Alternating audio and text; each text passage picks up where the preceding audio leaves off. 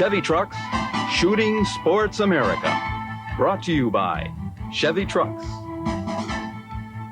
Federal, and Winchester. Hi, I'm Gresham, shooting editor of Sports Afield magazine, and it's my pleasure to welcome you to this edition of Chevy Trucks Shooting Sports America. We're here at the Hunter Mountain Ski Resort in Hunter, New York, to cover the 1993 Challenge of Champions, a unique sporting clays event that will pit 8 of the top shooters from this country and abroad against one another on a course designed for this event. This is the first time this many of the world's top shooters have competed on the same squad in an event that promises to be the ultimate sporting clays challenge. So stay tuned, and we'll be right back. Sporting clays is one of the fastest growing outdoor sports in America. And up on the mountain behind me, we've created one of the most spectacular sporting clays layouts you'll ever see. This course has been designed to challenge the very best shooters in the world. And joining me to call the action is co-host Tom Gresham and course designer Tim Nichols. Now, exactly what kind of targets are these shooters going to face at each station? Targets of every range, every speed, and every distance. For example, here on stand 1, you have a very simple rabbit. You pop it at 10 yards away, poof.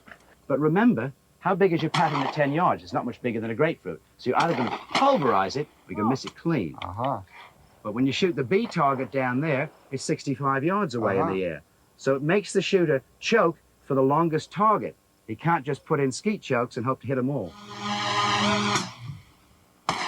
Stand 2, we bring on the ZZ bird, or ZZ bird. It was originally invented as a substitute for flyers, for box pigeons. Unlike conventional clay targets, which are propelled by a mainspring in the throwing arm of a trap, this target is self-propelled. It's actually flying. It's a propeller with a little red cup on top of it. And in order to score a kill, you've got to separate the propeller from the cup. Oh, it's an absolute giggle. These are flash targets, right? Tell me about that. That's correct. All normal targets here, except for the rabbits, have a little bit of a white powder actually sealed in under the bottom of the target. So when they're hit with a good charge or shot, they have a poof.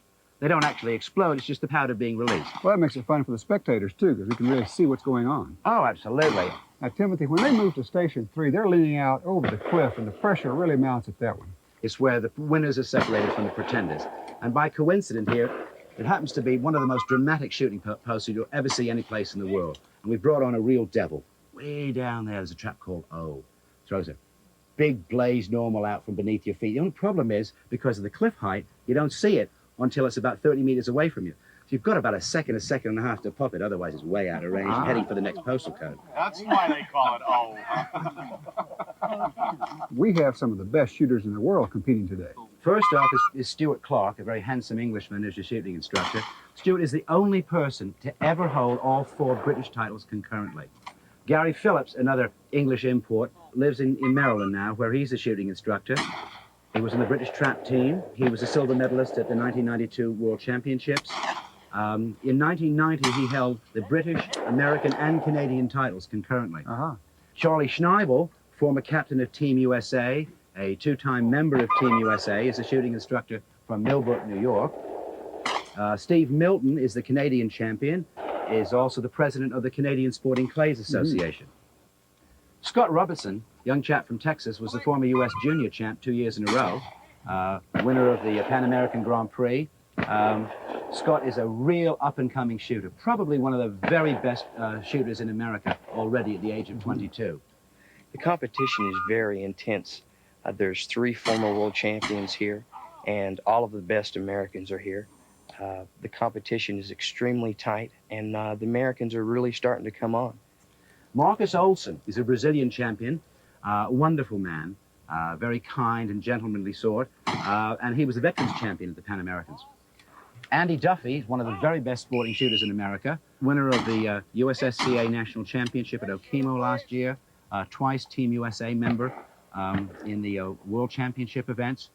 Neil Chadwick, former British Open champion, wonderful gentleman and a great supporter of our organization.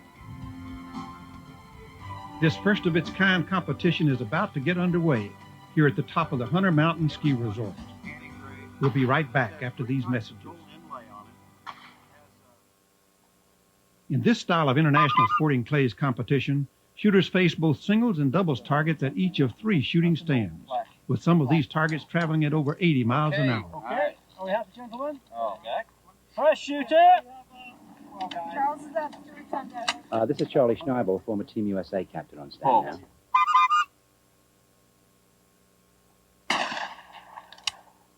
Hits. Love it. Pull.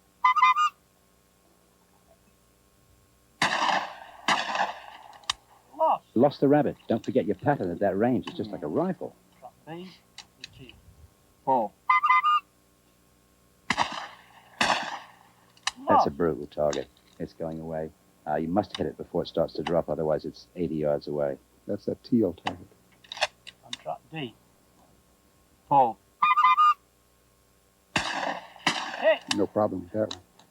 New shooter. This is Stuart Clark, probably one of the very best top shooters in the world, the British champion. Oh, you got that one. Rabbit. Pull. Absolutely obliterated. Spot on. Here comes this tough teal target.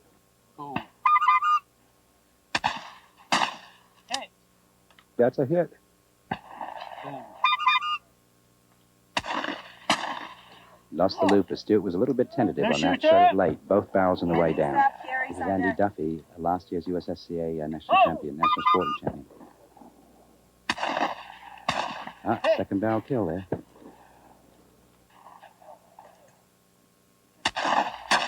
Hit. Lost. He dropped that teal, did not break it. Hit. Here's Gary New Phillips, shooter. last year's silver medalist in the World Gary's on Championships. deck. Gary's a former trap shooter. He's very deliberate, uses a very long-barreled gun. Hit.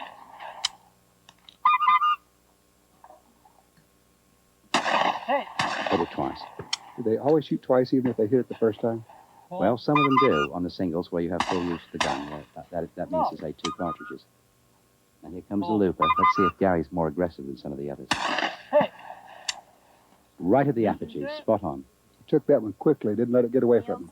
That's right. When you have 2 barrels, if you miss it with the first one, you can't wait too long before you pull the trigger the first time. Otherwise, you want to leave yourself a second barrel.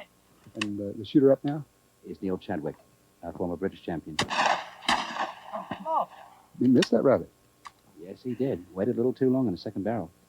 But how can they miss a rabbit 15 feet? Don't forget, Grits, they don't have any pattern at 15 feet.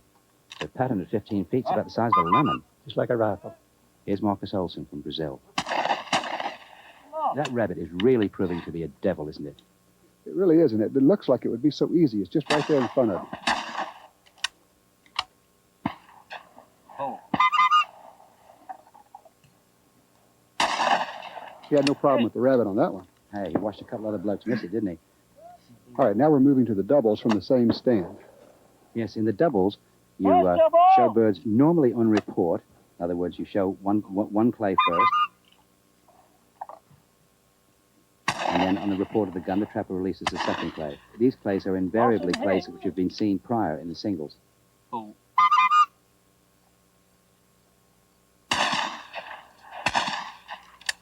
Hit and lost. Pull.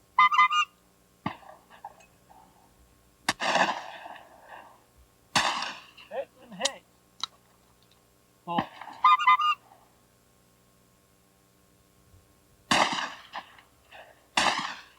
Lost and Nice hit. pickup on that second bird. Yes, but curious, Gary missed the easy target and was only one of 2 shooters in the whole squad to hit the dynamite teal.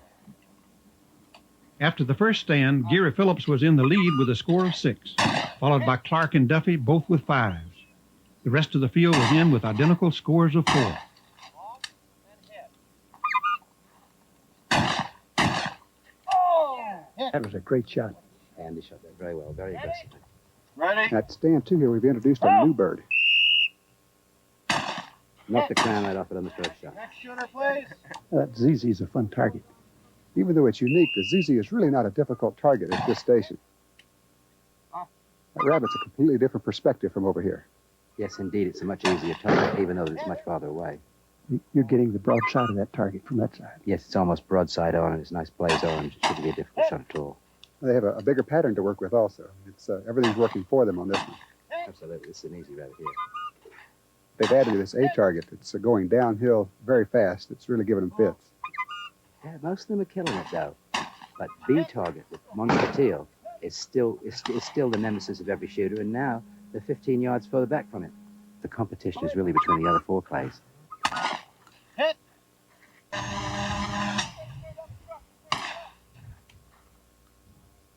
All 8 competitors have fired at 17 targets. Right now, Gary Phillips is narrowly in the lead with 12 hits. Stuart Clark, Neil Chadwick, Steve Milton, and Scott Robertson are right behind him at 11. Duffy and Schneibel are tied at 10, and Marcus Olsen from Brazil has 8. As expected, these championship shooters were on each other's heels coming into this third and final stand. There was no question, however, that the targets thrown from this side of the mountain were the hardest on the course.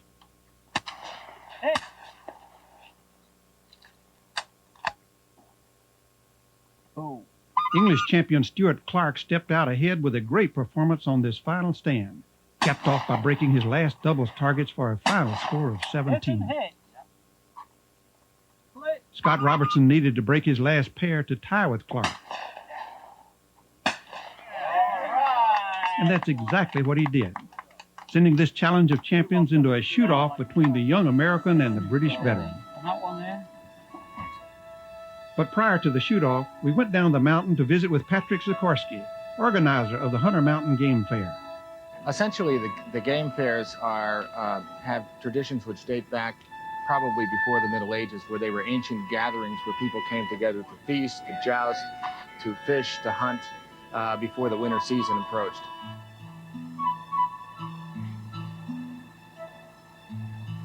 The game fair at Hunter Mountain is a cluster of outdoor sports. It is a supermarket for the consumer who can come and see world caliber sporting clay shooters, sport climbers, mountain bikers. Some of the best hunting retriever experts are here. We have summer biathletes. The individual would have to probably attend 10 outdoor sporting events individually to be able to take advantage of the resources and opportunities that are here, and invites people to participate, to come and enjoy and to have fun in a beautiful mountain setting. Spectacular. Good luck, boys. In the shoot-off, Clark and Robertson would shoot through the third stand targets again, including 4 singles and 2 pairs. The man with the best total score on this shoot-off stand would take top honors in this year's Challenge of Champions.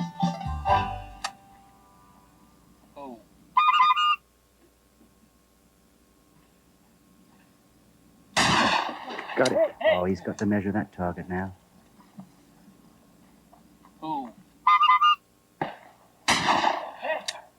Stuart's moving very deliberately. He's trying to keep himself calm here. Oh, he missed the A clay. Oh. 3 for 4. Well shot, Stuart. Quite a contrast between young Scott Robertson and Stuart. We have the American and the Englishman, as well as the youngster and the veteran. Oh, he missed the B-bird.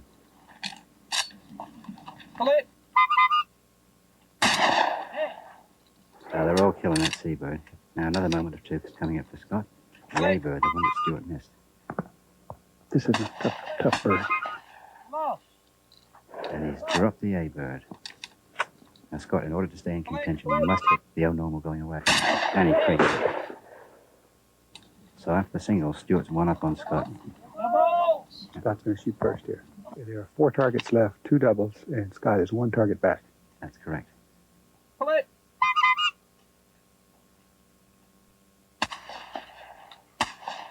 Oh, Scotty broke the tough one and missed the easy one. Bad luck. Second double. He's got to have these.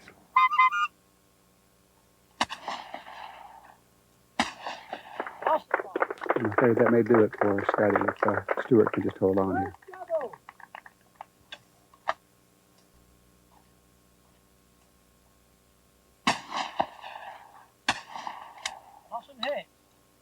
Stuart needs 1 more bird to win this competition. Next bird he breaks wins it.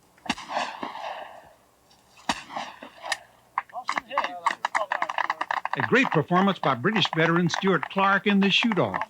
These targets are as tough as they get, but Stuart went 6 for 8 on this mountaintop stand.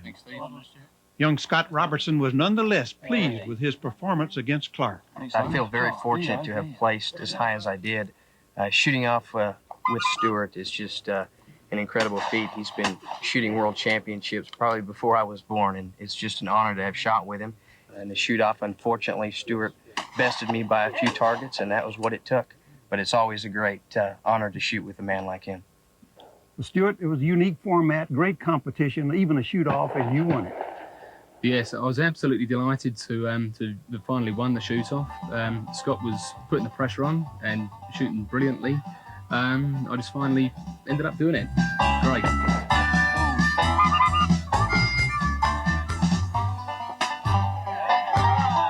Coming up next, the Cody Firearms Museum.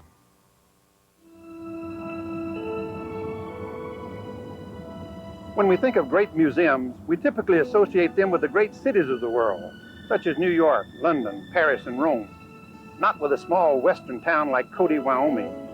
Yet Cody, named for William F. Cody, better known as Buffalo Bill, is home to one of the most renowned museums, not only in North America, but around the world.